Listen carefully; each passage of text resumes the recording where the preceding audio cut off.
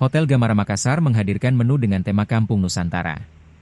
Berlokasi di Jalan Metro Tanjung Bunga, hotel ini menyulap suasana hotel menjadi layaknya kampung halaman. Pengunjung akan merasakan atmosfer hangat dan penuh kenangan masa kecil bersama keluarga dan sahabat.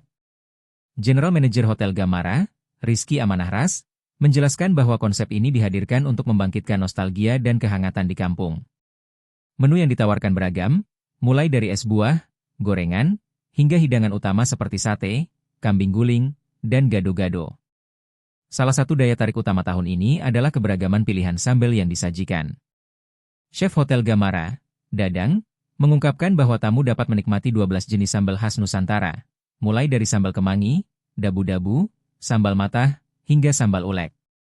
Sambal-sambal yang disiapkan adalah tradisional khas kampung, tambahnya. Tamu juga akan dimanjakan dengan hiburan live music setiap hari, menambah kesan hangat.